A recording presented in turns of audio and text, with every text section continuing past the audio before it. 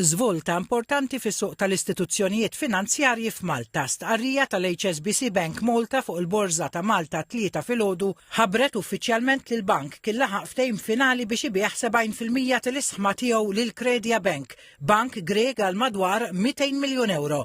F'żewġ stqarrijiet separati mal-ġurnata, HSBC Bank Malta u Kredia Bank ikkonfermaw ukoll intlaħaq ftehim definittiv għal beħ tal-bank minn HSBC Continental Europe.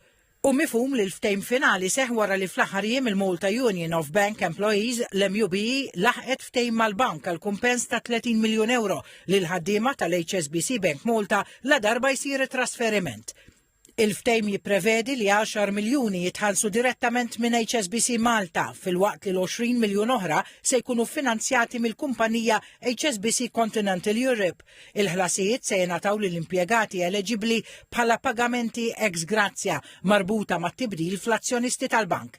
Aktar kmieni din is-sena il-Union tal-Bankiera kienet sejħet tal-azzjonijiet industrijali għax sostniet li klawżola fil-ftehim kollettiv kienet tagħti liet lil ħaddiema l-benefiċċji terminali meta l-bank ibiddel is-sem maġġoritarju tiegħu.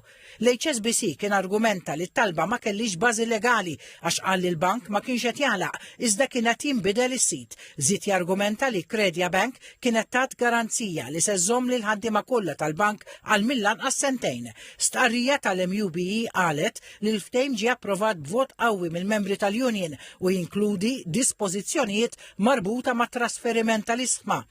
Ikkwotat li l-President tal-MUBE William Portelli jgħid li l-ftehim ta' 30 miljun euro jirrappreżenta eżempju ċar ta' dialogu soċjali effettiv u se jservi ta' bażi għal fażi li jmiss li fiha mistennija bidliet sinifikanti fil-maġġoranza tal-isħma tal-bank. Temm jgħid li dan il-ftehim juri kif permezz ta' fiduċja u kollaborazzjoni anke l-iktar sfidi komplessi jistgħu jintrebħu b'suċċess għal kulħadd. Kredia Bank qalet li transazzjoni tal-akkwist ta' HSBC Malta hija soġġett tal-approvazzjonijiet regolatorji u mistennija titlesta fil-bidu tal-2027.